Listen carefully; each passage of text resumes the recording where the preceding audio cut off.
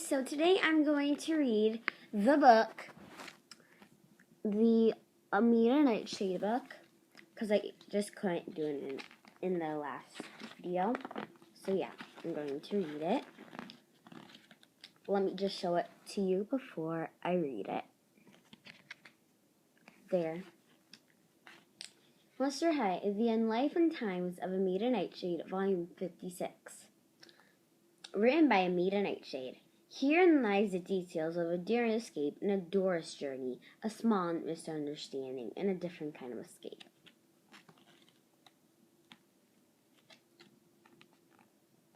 Freedom to bloom.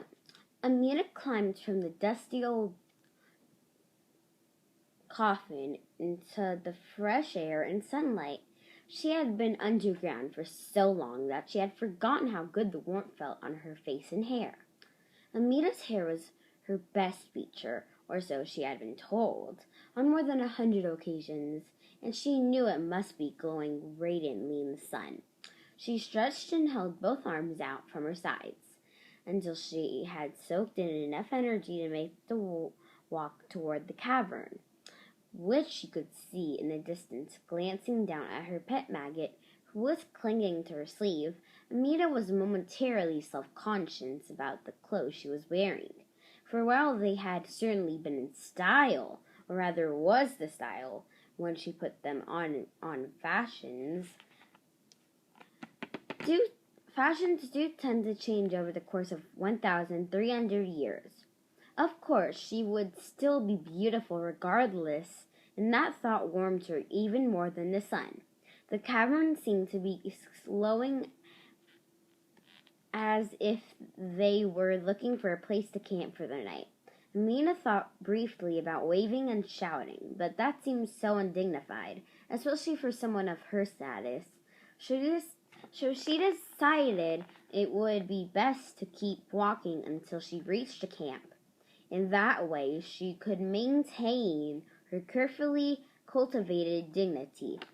She also wasn't sure if this was a cavern of normies or monsters, so she intended to approach with caution. As luck would have it, this was a cavern of monsters, and she was so relieved at her good fortune that she didn't want to ruin the occasion by stirring up a rescue party. There would be plenty of time for that, and since the denials weren't going anywhere, it could all wait until tomorrow or perhaps the next day. Transplanted. Amanita moved on with the cavern because they offered to take her to a large city on the coast, and since she could think of no reason for her not to leave right away, she went with them. Of course, the monsters in the cavern were immediately entranced by Amanita, as if they couldn't resist such perfection. They even believed her to be some kind of lost princess. How they got that idea, she hadn't had a clue, but Amanita didn't want to quarrel over a minor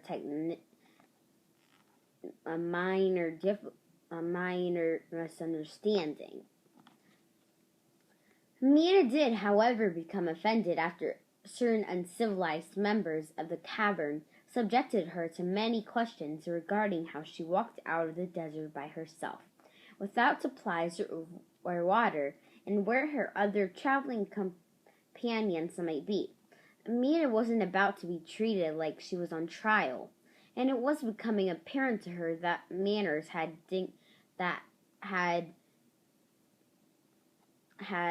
been used greatly in the past 1,300 years, especially when it came to commoners. Questioning royalty. Eventually, the questioning drew a crowd demanding answers, and Amanita felt the urge to flee back into the desert. That is when a ghoul's voice spoke from behind her. You cannot uncover a secret by shouting any more. So then raising your voice can cause a planted seed to sprout. Leave her be. We all have our buried secrets that will come to fright in their own place in time. The monsters surrounding Amanita stopped asking questions, politely bowed, and and quickly walked away. Amanita turned to thank the ghoul, but after seeing who it was, almost ran to join the questioning crowd herself. The ghoul was tall and strong, with a dancer's grace and an air of command. She wore a hooded cloak of emerald green over her traveling clothes, and though the hood was deep enough to hide her eyes, it was not deep enough to keep her serpent locks from occasionally darting out. Amanita, whose knowledge of all things was celebrated throughout the monster world, knew that this must be Medusa of the legendary Gorgons. When Amanita could not see Medusa's eyes, which was a good thing, she felt there was a connection between them, and Amanita knew it wouldn't be long before Medusa developed a case of hero worship toward her. The way Medusa kept staring at her and not speaking made Amanita realize it had already happened. In fact, it had become rather uncomfortable for Amanita, who, even though she was used to being gazed at adoringly, was not sure she liked the way Medusa's snakes kept hissing at her. Obviously, they were jealous.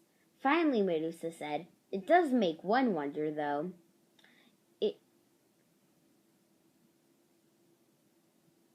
It does make one wonder." Medusa kept nothing else, and pulling her hood out tighter on her head, walked back into the camp. It was plain that she was starstruck. Amanita went back to her tent as well, but the bed was lumpier than she was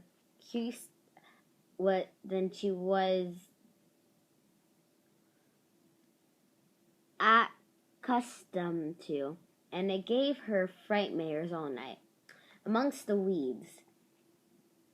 When Amanita found out from one of the camel handlers that she would be walking alongside the camels rather than riding on one, she insisted on speaking to the cavern master. Amanita was led to the cavern master, who turned out to be a cavern mistress, who turned out to be Medusa. She was moving back and forth amidst the controlled chaos of the packing, issuing orders and keeping everything moving. Medusa's hood was drawn back, and she was wearing a fierce mask with reflected spider eye sapphires set in the mask eye holes. One could not see in, but it was obvious Medusa could see out. Amanita had to wait, quite patiently, and humbly, of course, until Medusa could spare a moment. But her patience was not rewarded in the way she expected. The camels are for transporting goods. They do not need the extra weight of a ghoul who is perfectly capable of walking herself. Then, to add injury to insult, Medusa considered the matter closed and purposely ignored Amanita as if her concerns were no longer valid. Amanita had a good mind to sit right down and not move until her needs were met. But the camels had already started to move, and no monster seemed to care about her feelings at all. In fact, a dual-witted minotaur even tried to make a joke at her expense by saying if she really wanted to ride, Amanita could probably convince Medusa to turn her into a statue, and then she could be strapped on top of the other baggage. Amanita would have cried, but did not want to lose any moisture on account of these rude and uncaring creatures. Harshly pruned. The camp was in uproar of activity earlier than usual, which was very early indeed, and Amanita was in no mood to be gracious about this disturbance. Lack of sleep led to leaf wilt, root tangle, and stunned growth, none of which looked good on Amanita. No one would tell her what was happening. So she decided to go back to bed until the sun had climbed to a reasonable place in the sky. Just as Amanita had gone comfortable and almost asleep again, there came a nettlesome scratching at the door of her tent, followed by a familiar voice calling her name. "Amanita, come out here now." Amanita refused to set a precedent by replying to such a rudely toned request, so she simply ignored it. That's when the flap of to her tent was thrown open, and Medusa stepped inside. A green glow filled her hood, and Amanita could see that Medusa's jaw was tightly clenched. Amanita never clenched her jaw like that because it caused headaches and pollen clumping. Did you go into the supply tent and drink 2 barrels of shivering spring water? Amanita was confused by the question and why Medusa was angry. Of course, she drank the spring water. What was there else in turn of it? The common well water the rest of the cavern had to share? No. That would never do. Medusa's hands grasped the side of her hood, and for a moment, Amanita could not tell if she was going to pull it back or push it forward. That water was to be sold in the city. It was not meant for you. Amanita was indignant and said that she could not be blamed if the barrels were not clearly marked. She could not tell if the hissing that she heard next was from Medusa's snakes or her Medusa herself. We will discuss how you plan on paying for that water when we reach your destination, said Medusa, who spun on her heel and left the tent. Amanita was wondering now if it wouldn't have been better for her to have stayed in the coffin with the denials. A better garden awaits. Amanita was happy to see the lights of the city come into view and smell the scent of the ocean. This meant that she would no longer be stuck with this cavern of monsters who were unable and unwilling to treat her in a manner worthy of her obvious beauty and charm. Medusa had not brought up the issue of the water again, so Amanita felt sure Medusa had forgotten, or perhaps realized how selfish she was being toward Amanita. Neither turned out to be the case, as Medusa found Amanita and gave her a full bill for the water.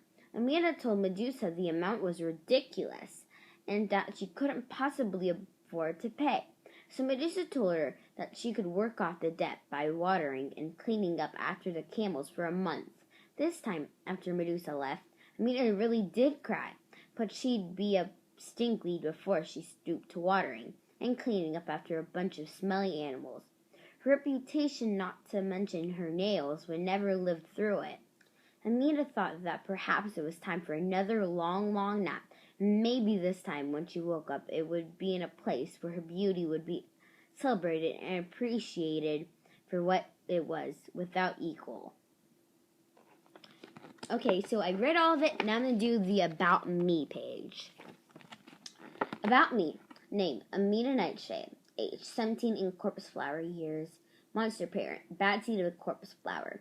Color style. Amanita Nightshade's carefully cultivated look makes every other flower in the garden of style look like a weed by comparison.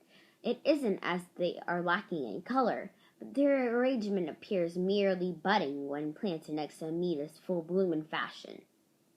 Freaky flaw.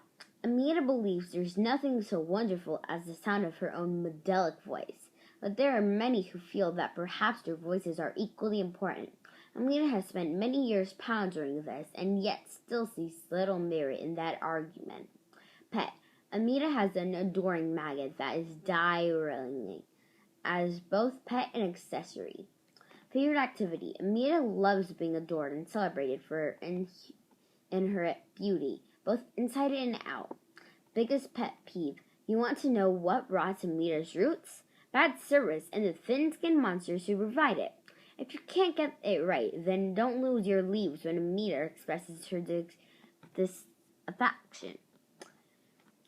Favorite school subject. Photography. Amanita has always been the perfect subject for every class project. Least favorite school subject. Physical education. You want Amanita to run? Oh, no. Monsters run to Amanita Nightshade or for Amanita Nightshade. Amanita does not run. Favorite color. Green and purple. Favorite food. Filtered spring water with a spritz of organic fertilizer. BFF's Amanita Nightshade. Shows she's friend with herself. Okay, so please comment, like, subscribe, and bye, guys. Mwah.